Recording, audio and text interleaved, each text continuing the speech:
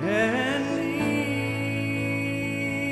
lead us toward your people. Use our feet.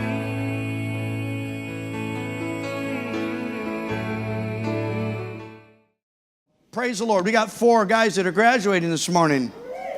So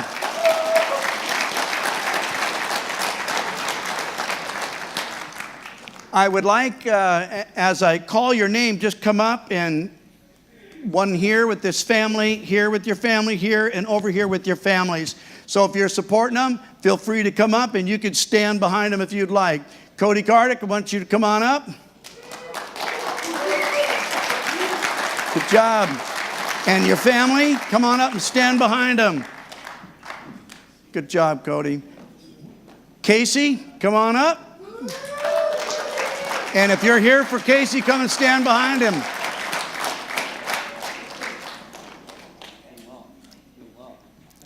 All right, and then there's Colton. A lot of people are here for Colton Roberts. Come on up, Colton.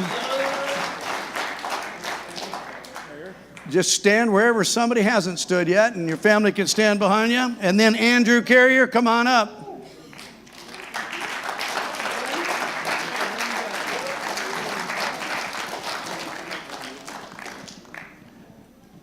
Where's Andrew? Oh.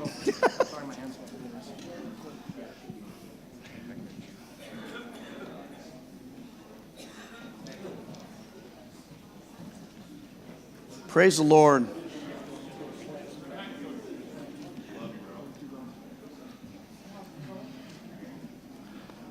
Somebody get a picture of this.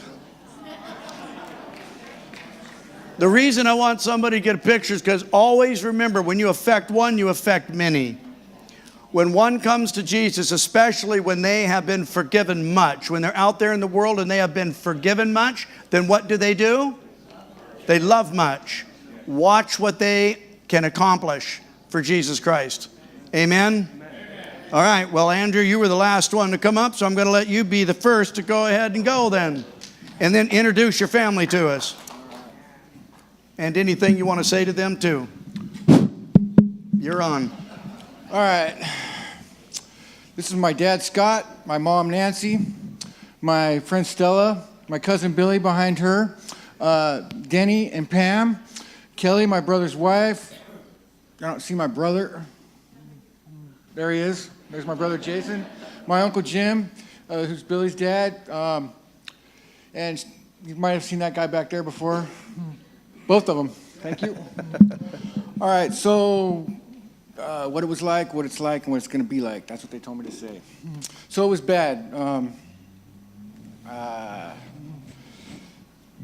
came from a dark place, you know, and I put myself there, and I wish I could say going to prison was my single most worst thing that I'm ashamed of, but it's, you know, the second, the third, the fourth, the fifth time, each got worse. And I don't know, I came up here, God brought me up here, I think, I didn't get arrested, I got rescued. He brought me up here, and I came up here, and I didn't know anybody in Coeur d'Alene. I know 2 people in Spokane. Talk right now, and, brother. So it's just, I came up from Long Beach and found my way to this program immediately. God, you know, he's doing for me what I couldn't do for myself. So I want to start really with what I want to say is, Mom, I'm sorry.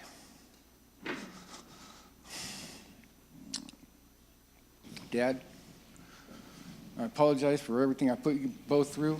You know, I know it's hard to be married to a woman that the son gives her such sleepless nights, and I love you, Dad. Billy, I love you too, man. You offered to pay for this program when I first arrested. We didn't really know each other, not much, because we were raised in different areas, but I love you, man. I appreciate you. Uncle Jim, I appreciate everything you've done for me. You know, you brought me up here, and if it wasn't for you two, I wouldn't know anything about this program, and it saved my life. Pam, Denny, I appreciate you guys. Thank you very much for coming and visiting every weekend. You know, you guys do that's good stuff. Kelly and Jason, I apologize to both of you. I love you, bro. Life's going to be different, bro. Thank you. Stella, where do I start? I put you through a lot. You came up here to be with me. I got arrested. You left everything behind. You don't know anybody up here. I love you very much. Wow. I'm tired of introducing you as my friend. I'm going to ask you if we can't run it back.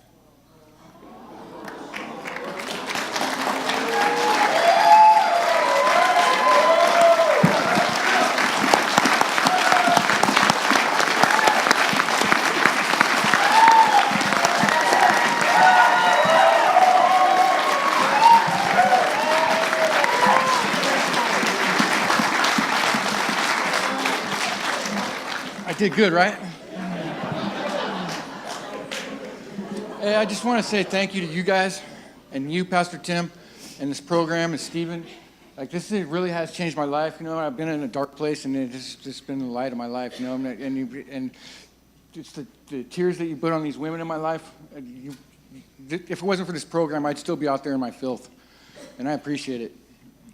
You guys, I love you guys, man. I couldn't have done it. I don't think I would have. It was the men that were in the program with me, all you guys, that made it okay. It made it good. You know what I mean? Like, because I have respect for you guys, and we all turned to the Lord at the same time, and it's really good, man. I love you guys.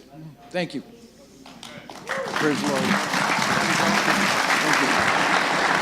Love you, man. Okay, Colton, come on up, brother.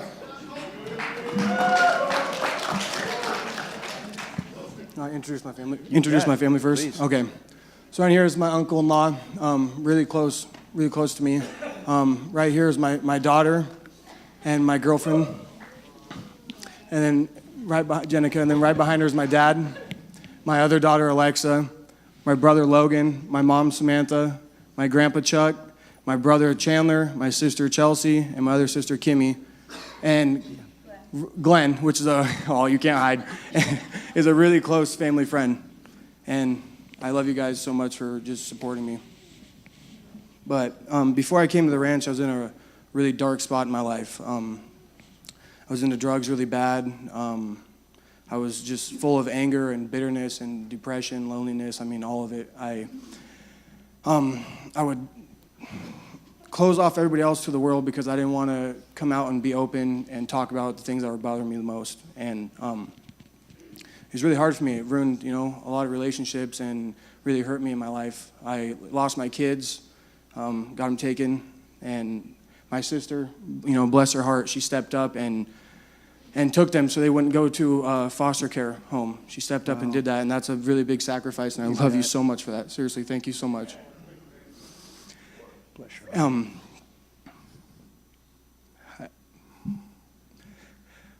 I came here such a lost person. I didn't have any happiness, joy, or anything in my life. I didn't even want it. I was just depressed and angry all the time.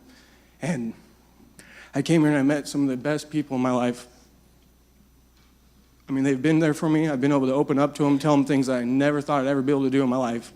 And I love you guys so much for that, for just being there and just letting me tell you guys and open up. That really helped me so much. And I just want to thank the Lord for allowing me to be in this situation and put you guys in my life.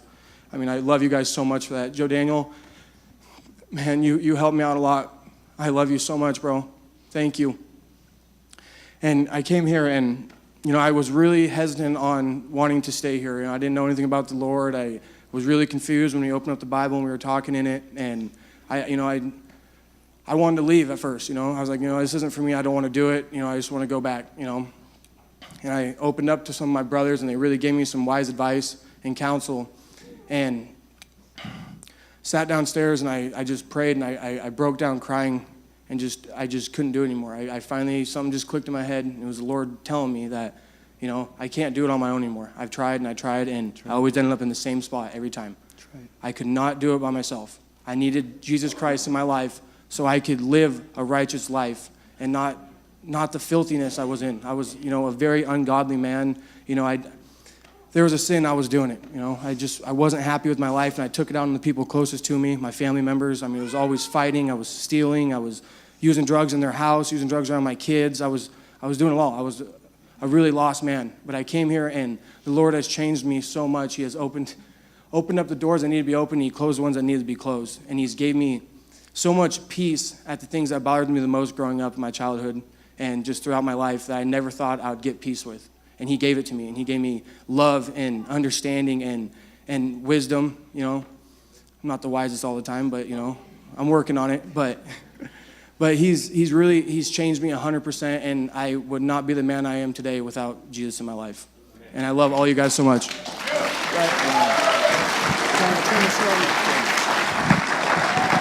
your Bible. Okay, Cody, you got a lot of people behind you too, so. Good morning, everybody. This is my family. This is my grandma, Yvonne. I love you so much. My mom, Tracy. My cousin, Jordan. My Aunt Charity. My Uncle Bobby.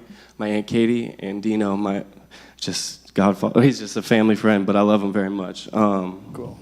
So this place is so special. This is where I found Jesus, and this is just amazing. The first topical I did here was on peace, and when I was done, Andy gave it back to me. Andy Andre, I love you so much, brother. You're amazing. And this is the verse that he gave to me that I hadn't read before, and I didn't even put it in my topical, but this is the one he gave me, and I really like it a lot. And it's Philippians 4:6-7. It says, "Be careful for nothing, but in everything, by prayer and supplication, with thanksgiving, let your requests be made known unto God. And the peace of God, which passeth all understanding, shall keep your hearts and minds through Jesus Christ." The peace of God, the peace that He's given me just passes all understanding. My family has been through a lot in the last year, and my grandfather passing on Christmas last year just was very hard for all of us, and it was just very hard.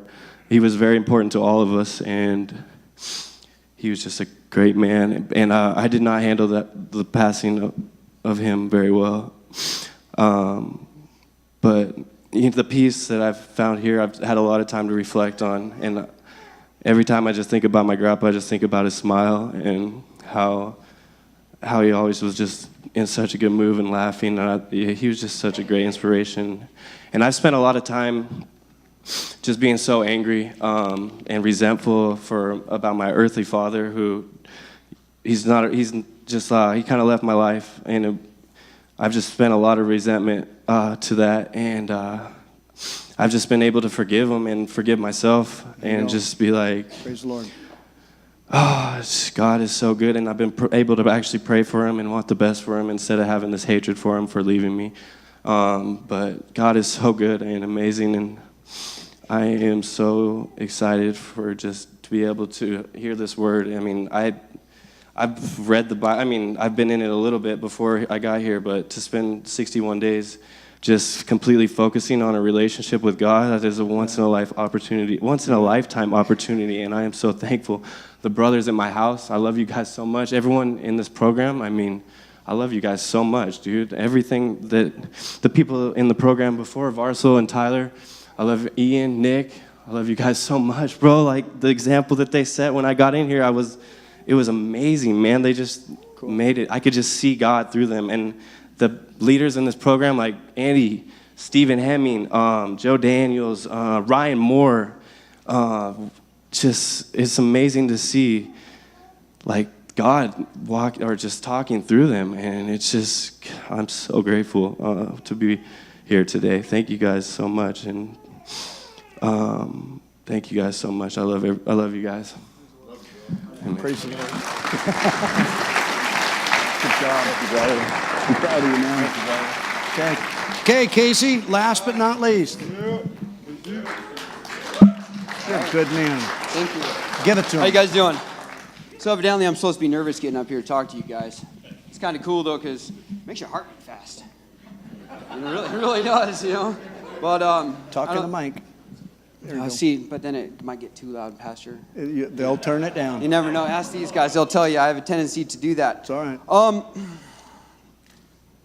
What I'm going to do is I'm just going to go ahead and I'm going to give my testimony on. I've had a great experience here at the ranch. I can finally today stand here in front of you and tell you that Jesus Christ is my Lord and Savior. That's good, right?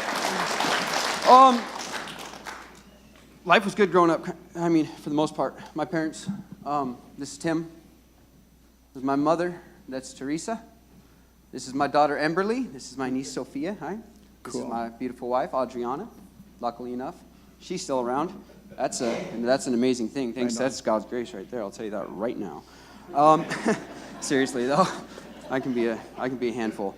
No life. I was exposed to a lot of things growing up, just through drinking. It was your normal 80s.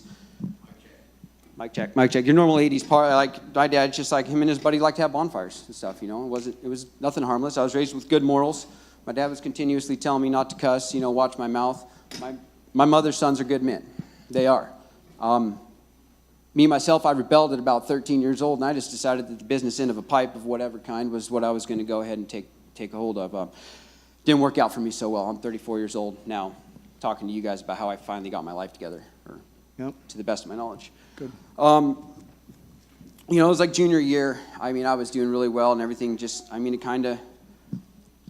went astray. I was a good student, good at track, you know, lettered my sophomore year, all that good stuff, like any, you know. I mean, it wasn't all that, but I was on track. I started a relationship with God in 2012. I self-admitted myself into the Walker Center when I found out my son was going to be born. Holding on to that and going to church every week and kept me clean, sober, and celibate for 14 months. It's, you know, and it was, but I didn't have a relationship with God. There was not a faith-based program. I just decided that I wanted God in my life. My son's mom is the pastor's daughter, so I just got a Bible, started going to church, but I never developed an actual relationship with Jesus. But as it turns out, it's okay. You know, he didn't leave. I did. So I started using drugs really heavily again. You know, not after I got custody of my daughter. You know, I got her into my home, made promises, to my family and everything. And once again, this was at a time when I'm working full swing. My family they're like, cool, Casey's got it together. Full trust. It wasn't happening. I went back to drugs, and I ended up with more felony charges. Anyways, I didn't say the Lord's Prayer until I was in jail. And I was sitting there hoping for drug court, and I was sitting on the stairs in OPOD, and I finished the Lord's Prayer. It was funny because I walked down, I put the book on the shelf. By the time I made one lap, they called my name, and they said, Casey, or, it was Bunk, I don't remember what the bunk was. And I called my public defender. She said, you've been accepted into drug court. So I was like, wow, that was quick. So once again, I didn't even contribute that to God, really. I got out. I did good for 3 months. I went on the run. They arrested me. They gave me a rider. I got out. I went on the run again. I just consistently, since 2014, ladies and gentlemen, I haven't done anything but go to jail to get sober, get out, and run away. Last time I ran away to Montana. That's where I met my wife, Adriana. She saved my life there. I was really bad into my filth, and I had met her, and her friend showed up wanted her to go to Missoula to get her kid, and she came back and told me that she was getting $50 for gas, and that she wanted me to just run off from where we were and what we were doing and go to Great Falls, and so we could be together. We did that. I got clean and sober there, for a while. Montana is where God really was the first time that God actually highlighted himself to me in a constructive manner. I think it was the first time I ever sincerely asked him for help. We were in a situation, we were we have a place in Montana, way out in the middle of nowhere, and we didn't have power. It's our family's place, and it was just extreme circumstances. Somebody had to be there, wills and probate, all that good stuff. And I said a prayer to God, because winter was like full on, and I asked him to give me the work, give me the ability to take care of us.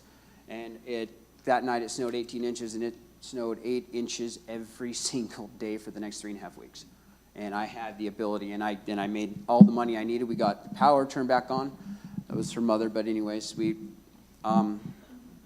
but I never thanked him. I never thanked God. I didn't ever even accept the fact in my heart. I would say that I said a prayer and that's why it happened, but I never gave God the glory as to why it was. It was me. I got up and went and did the work. I got up and went and did this. I put in all the time. Yep. And eventually I fell back into drugs real quick. And May 23rd, he let me know about it. Idaho felony probation showed up at my house while I was at work and traumatized my wife and my dog. For some reason, somebody said I carried a pistol, and they did the whole like assault rifle thing, and it traumatized my wife. It traumatized my dog. They arrested my wife, and he gave me a choice to make a decision on what I was going to do and if I was going to like kind of hold up my promise to him, because they weren't going to let her out of jail until I turned myself in. And like my dad said when I got out this time, the only reason my dad let me back into his house is because I had called my mom the entire time and told her the only reason why I was there is because, I was going to marry this girl, but I turned myself in. And, God led me to do that. I got out. When I was in jail, no, there's some people I need to talk about. That's right. When I was in jail, I was going to do this program. As soon as I got arrested, my buddy Mark told me he would pay for this program. I did everything within my power to get a hold of MJ to get into this program, and for one reason or another, we could not do it. I was using it as a get-out-of-jail-free card, is what it was, and that's what was going to happen. Did not happen. God just shut that door on me, slammed it quick. Tyler Campbell, I know he's in here somewhere. I've known that guy since he was 11 years old, and the first thing he says to me when he comes up, he starts talking to me, and I have never seen somebody more changed in my life. That kid. Praise the Lord. Yes, absolutely. David Rollins, he's here too. We were locked up down there together, and he gave up, and he gave me a testimony. Go to the altar, Casey. When you get out, go to the altar. Tyler told me the same thing. Christopher Rickman, I know he's not here, but he was my bunkie. I love that guy. All the same, Bless his heart. Michelle, I think is Dickerson now. It's T to me. She's been my best friend forever. I seen her on the way out. What happened is she and Kelly's in here somewhere. I know she is. I went up to the hotel this summer, and I wasn't doing good, and she told me, Casey, how you doing? This is how God changed my life. This is, and what happened is I started relapsing. Yep. And it went on and on and on, and I was always honest with it about this time. And me and my wife made the decision that we were going to go, I needed to go to the ranch. It was very apparent that I need Jesus, and this time it worked. Well, I was able to get in. I got a hold of MJ. I did show up. I showed up extremely late. And my son's mom had sent me a cross thing that had Jeremiah 29:11 on it. And I always held that dear to my heart, and I never actually read it into context. I'm going to read 3 verses. That's all right, right? Okay. It's Jeremiah 29:11 through 13. It says, "For I know the thoughts that I think toward you, saith the Lord, thoughts of peace and not evil, to give you an expected end." That's the only one that I ever knew. The rest of them say, Then shall ye call upon me, and ye shall go and pray unto me, and I will hearken unto you. And ye shall seek me and find me when ye shall search for me with all of your heart. That's right. And that was the difference. It's with all of my heart. I've been convinced that I can do this all alone, and I cannot do this without Jesus. That's right. Here you go, Pastor. That's for you. I'm proud of you, man.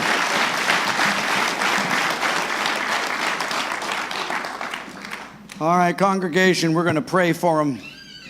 If you'll stand with me. You guys come on up here, and the ones that graduated.